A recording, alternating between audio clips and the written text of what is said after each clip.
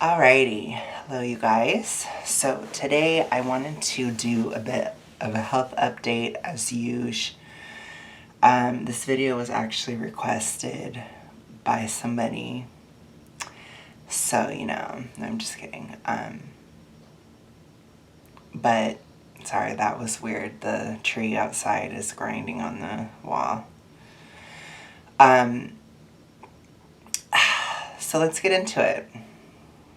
I have been counting calories since at least mid-August. I was flirting with my calories in mid-July. It's also hot in here. I don't know why I feel hot, but whatever. Having a nice moment as usual. So from mid-September, in mid-July I started experimenting with calories. Like I would eat less and then I'd see what would happen on the scale, because I got that new scale that measures your fat and all that stuff. So it measures a lot of different things. And so I was doing that until mid-August. Mid-August, I committed to cutting calories. So from that point, I started counting, which is about where I last left you guys. And I have to say it's been difficult, to say the least. Not necessarily the actual counting of the calories. That hasn't been hard. I think just, putting in the effort of watching what you're eating. At this point, I think because I've done so much as far as just so many different diets and so many different things and so much discipline that I have now, it's just not even difficult at all on a logistical level or on a self-discipline level. It's very easy for me. But I will say on a physical level, it was hard.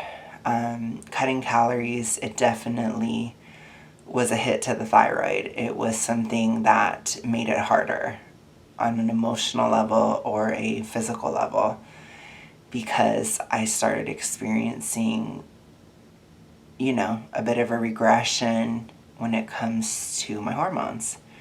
Not a huge regression, but one nonetheless, which how it manifested is I felt very unconfident and also very anxious and hyper analytical about everything, particularly myself. So I was kind of going through that phase of calorie counting where you kind of are counting, you're measuring all the time, you're weighing yourself every day, you're doing all this stuff all the time, and then kind of just establishing what are fluctuations, what is weight loss, right? And you just kind of are mapping it out.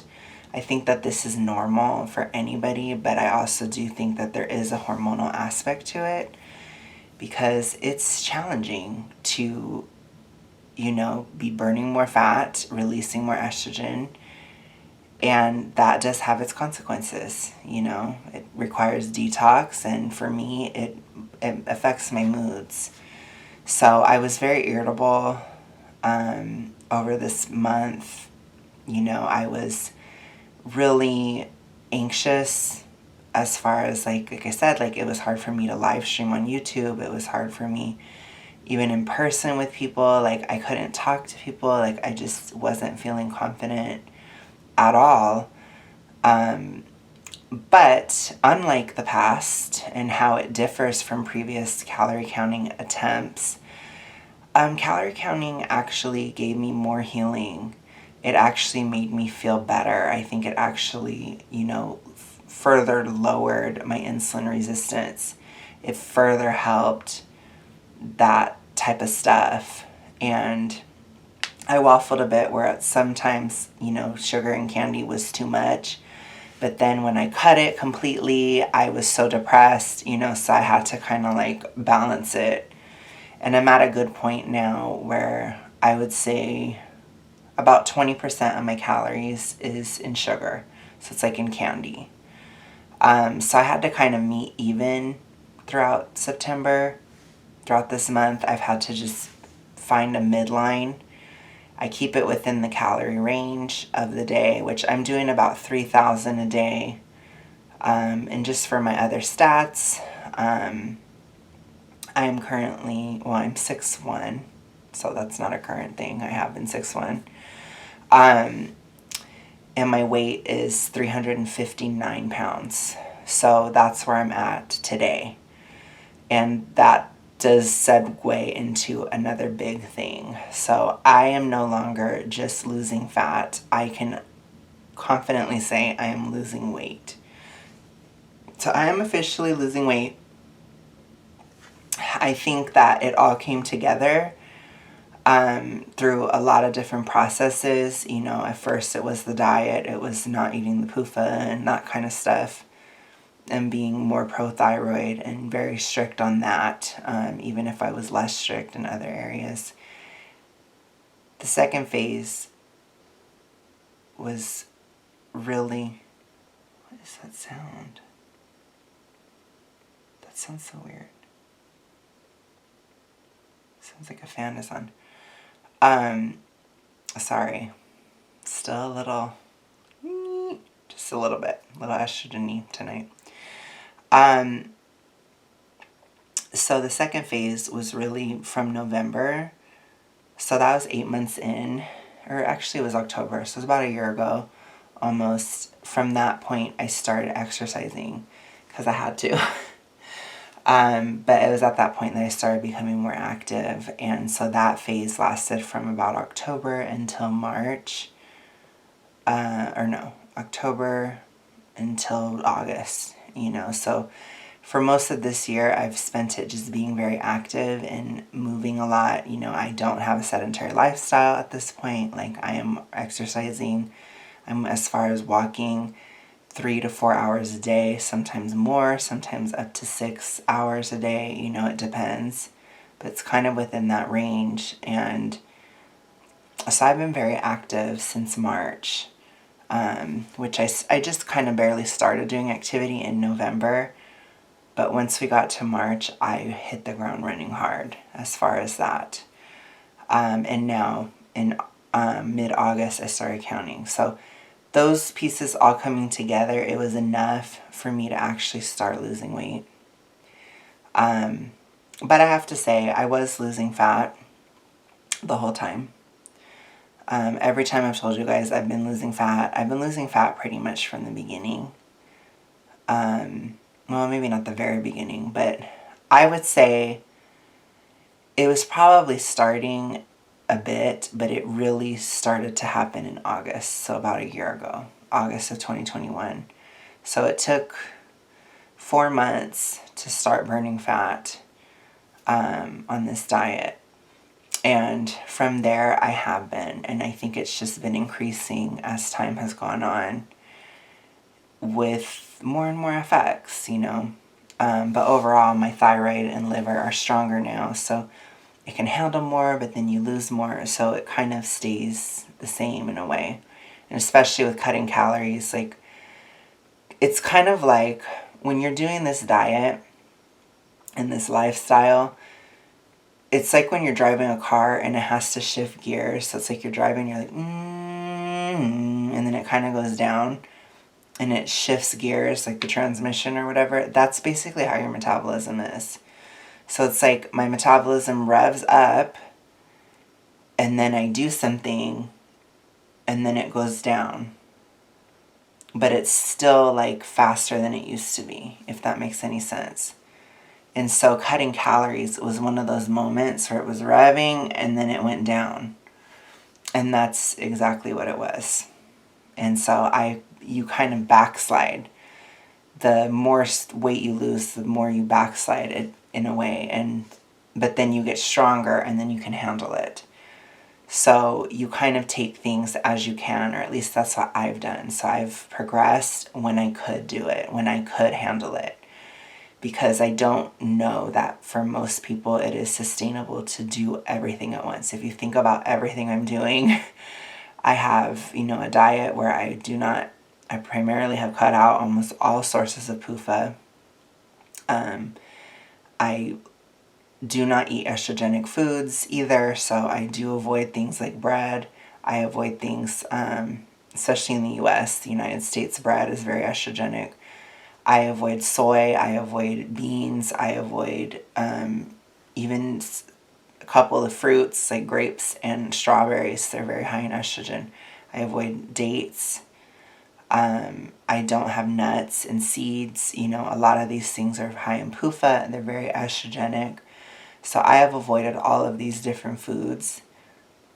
That alone is hard for a lot of people. That's tough. And again, it's not about being 100%, but it's about your ratios. How much nuts versus meat are you having? How much saturated fat versus polyunsaturated fat are you having?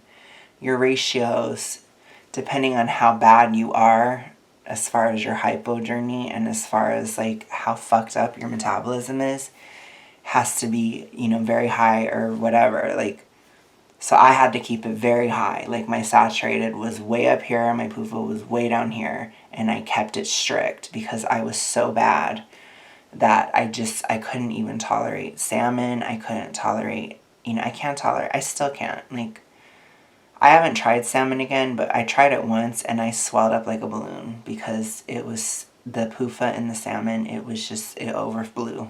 It short-circuited my body and I swelled up like a balloon from the PUFA, which is crazy. But the point is, like, I had to be very strict. I still have to be very strict. So that alone is tough, you know, but it's easy because I was eating like marshmallows melted in a freaking bowl of coconut, you know, like there were pro-thyroid things like sugar, coconut, meat, saturated fat, so like frying things in bacon fat, right? Like, so it was good. Like, I could do it because it wasn't impossible. And the thing is, like, I was binging anyways, or I was, you know, when you're at the beginning of this, when you're so hypo, and, you know, you have to determine if you're binging for emotional reasons or if you're binging for physical reasons or metabolic reasons. And, you know, I haven't binged for emotional reasons in a lot of years now. The last time I binged for emotional reasons was 2018. So that's years ago. Ever since then, you know, I did keto and that was very depleting. So I would binge because of physical reasons ever since. And I definitely did in 2020 as well. But in 2021, I started this diet. And so when you're already in that state where you're so low, you just eat a bunch of stuff, you know? And I did. But you think of that, then you think of the exercise component. Being morbidly obese and moving around is a workout. It's difficult. I also think that a lot of people, when they think about weight loss journeys, they don't think about it in terms of being morbidly obese. Like, if you are almost 400 pounds, like I was, that's really difficult to move. I was around 383 last summer. So getting up and moving around is tough when you're that heavy. It's hard. So I'm just saying, you know, and it was a muscle. Like, a lot of it, my weight now, my 359 is muscle. I can see it because I have it on my scale. My muscle is 161. I have 161 pounds of muscle on me right now. So I've gained a lot of muscle. This diet is very, very pro muscle gaining, and you don't really lose it if you've shifted your metabolism over. So if you stay strict enough, you know, I noticed this shift happen last fall. So from October to November to December, in December I hit that breaking point where I was no longer adrenal when we went into January. And I think since January, I've put on a lot of muscle. And it was already shifting earlier on. But especially since January, I put on muscle really easily and I retain it really easily now. And that was never the case. But again, it was happening anyways before, but I wasn't losing fat. before either, you know, because I gained a lot of weight in the beginning. I want to say I gained about 25 pounds, like in that range. I think I was in the 360s when I started, and I got to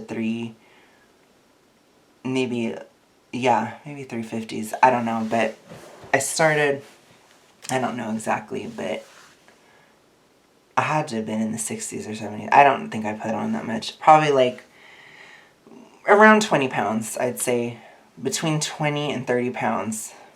Well, yeah, I'd say in that range is how much I put on. But it was a lot of fluid. It was a lot of like because I was keto. And so if you're keto, you don't have any insulin resistance at all when you quit it. I mean, you don't have any insulin sensitivity, I'm sorry. Yeah. I'm struggling with my thoughts here. When you get off of keto, you cannot handle carbs at all. Your body doesn't know what the fuck it's doing when you eat carbs. So you have massive insulin spikes, huge insulin spikes when you start eating carbs again. And that's what happened. And what happens when you do that? You swell. I swelled. And I probably gained weight. And so I ballooned up to 383, 380s. So I was almost 400 pounds. And the point is, when you put all this together, like, it's tough, you know? I think that people, they don't understand that, like, it is impossible, essentially, to do everything at once. People do not understand just how sick a lot of people are. When they are morbidly obese, when they have hypothyroid, you are very ill. You have zero energy. You are really tired. And I get frustrated when I see a lot of diet people or people that diet a lot. They talk shit about fat people because they say you're dying, you're going to have a heart attack, you can barely breathe.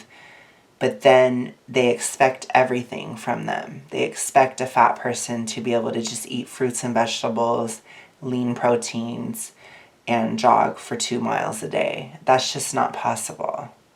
When you're so hypo, you just cannot do that. It's not sustainable at all. Even at this point of where I'm at, I can't handle not having sugar. I feel very depressed if I don't have any. And I mean, like, just very, very low. And I feel lower energy. I feel horrible. And they would just say, oh, well, you're just addicted to sugar, blah, blah, blah. And it's like, honey, sugar is a vital nutrient. It's a vital part of our body and how our bodies utilize energy, how our thyroid works, how our liver functions. Your liver requires carbohydrate to filter and to detoxify. Your liver requires fructose. So if my liver needs high fructose corn syrup, then oh well, then it needs it, you know? Even if it's in a smaller amount now, I don't need as much. I don't need to eat even a calorie maintenance anymore. I'm still at a deficit. But having that candy, it helps. It makes it sustainable. And that's what people that are fat don't understand, is that you don't have to be perfect. You don't have to be what they say. If it's not working, you can pause your weight loss. Like, if you need a breather, if you need to eat more, then eat more for a few days. You know what I'm saying? Like, we're not on The Biggest Loser. It's not a competition. But by the same token, when you're ready to move forward, then you have to. And I was ready. And it's working. So I'm losing. Since mid-July, I've lost 15 pounds. But my lowest in my fluctuation was 366. I never could get below 366. I'm now at 359. So I am officially losing. And I have a lot of thoughts about it. I have a lot of opinions about it. I wonder about it. I wonder how my life will change. I wonder how people will see me. I think about these things a lot. I think some of it is hormonal, just because you do feel more anxious, when you're burning a lot of fat, because of the hormones and stuff. But I feel better now. I'm adjusting. My metabolism is revving back up, and at this point, at least, I do feel better. So that's why I'm here talking to you guys about it. I do want to say other things too. So as far as like how my clothes are fitting at this point, which I've been losing size the whole time. When I was at my biggest last summer, I only could fit in a 4X. So I was exclusively 4X. Around last fall, I would kind of float between a 4 and 3. I could kind of make it work, like depending on the brand, right? Like some brands I could wear a 3, but of some other things I'd have to wear a 4, it was that kind of thing.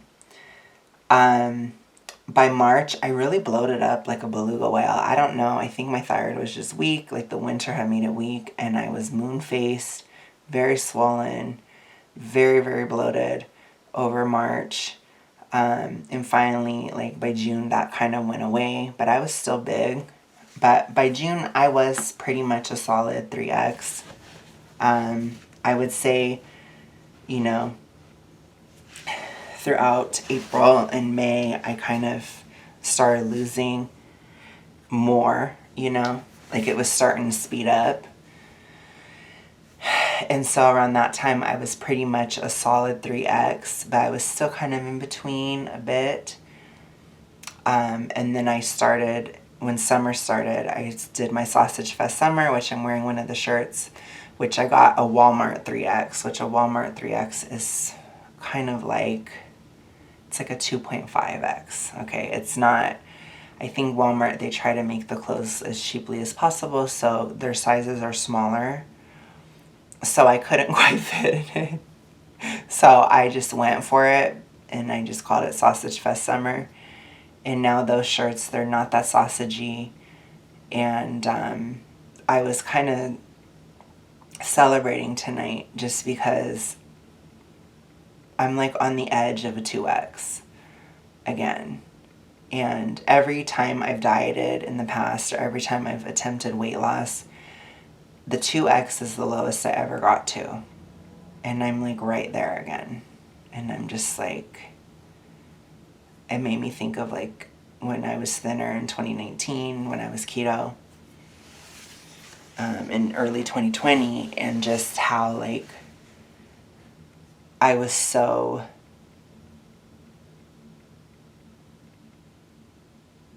happy to have lost. And it's just so weird to me, like, because I felt like when keto failed me, when I realized it wasn't working, because I gained and lost, I lost 80 pounds, gained it back, then lost 70 pounds, then gained it back. Then I tried it again, and I couldn't get below 50 or below 40. Like I couldn't lose more than 40 the third time. And so it failed. And so when that failed, I kind of, I was so lost, and I just had no idea what I was going to do. Like even thinking about it now, like when I gave up on keto, I felt like I was giving up on weight loss. I felt like I was never going to lose again. And when I did this, I knew that I had done a lot of damage, and I knew it could take a long time. But I also, it's very slow at first. And so this style of weight loss for me, it's very different, because keto, it was so fast. I'd lose a pound a day. This diet, it's not like that. You lose a pound every 4 or 5 days, right? It's like more in that range. Like I think I lost 10 pounds over a month. So that's kind of better. I mean, it's more typical, right? That's probably good fat loss, like typical weight loss. But it is slower, and so it doesn't, I don't notice it as much. I don't think other people notice it as much because it's slower. It's very subtle. But, you know, a year ago when I was in my car, like I had to have the seat all the way back like this because I couldn't breathe. Like I remember we have one of those like ottoman things with our couch, and I have to sit on that part because I'm too fat for the other parts of the couch. And so that part of the couch, like my legs are up because, you know, it's like an area to lie down on. And having my legs up like that last August, I couldn't breathe. Like it obstructed, because the other thing about this lifestyle is your body, it kind of like reconstructs itself. The skin and stuff like that, it recongeals. So the fat distribution is different. And you tend to burn secondary fat stores first and then primary. Whereas when I was keto, I would lose in my waist first because you're in such a survival mode that you burn visceral fat first. Instead, in this diet, you burn subcutaneous first. And you burn especially, like I was looking at pictures of me from March till tonight. Like I wore the same outfit and I just compared. And as far as my belly, you can barely see a difference. My belly is still huge. But the biggest difference is my legs, my thighs, and then my shoulders are the biggest difference. So like up here, and I'm sure my back as well. That's primarily where I've lost the most weight. And then also my skin is like recongealing. So the belly kind of goes up and it makes it look like it's still big because I had such an overhang. So it's been kind of fascinating because I predicted that the belly would kind of congeal and then come up and then go in. And it is coming up with time. So it's really weird because I have it, you know, I watch it. I'm looking at pictures and shit. So I see it. And it's kind of coming up and out and then back in. That's what I believe it will be. So my belly is going to be a big part of my life for a while. But when you look at, like, I was trying on pajama pants that I haven't worn in years and they almost fit. I was trying on different things and, you know, just looking at different clothes, and like I can still fit in a smaller shirt size because the area around my hips and my ass is smaller. So even though the belly is so big and it like is so distended, it makes me look like I'm turning pregnant over time. I can still wear smaller shirts because of losing fat in my back. So it's still, although it's distributed oddly, I am losing. You know, I tried on a hoodie tonight and I asked my mom how it looked, and it was a 2X. It was a solid 2X, and it was snug, but it was comfortable and it was okay. And so I'm on the edge of a 2X. Like I'm almost to my lowest size that I've ever gotten to. And I was a 4X, like exclusively so. So that's big, like, and I do expect it to keep going forward. But thank you guys so much for watching. I will keep you updated. I'm on the edge of a 2X, so I'll probably let you guys know once I reach it. But until then, I will see you guys later. Thank you so much. Bye.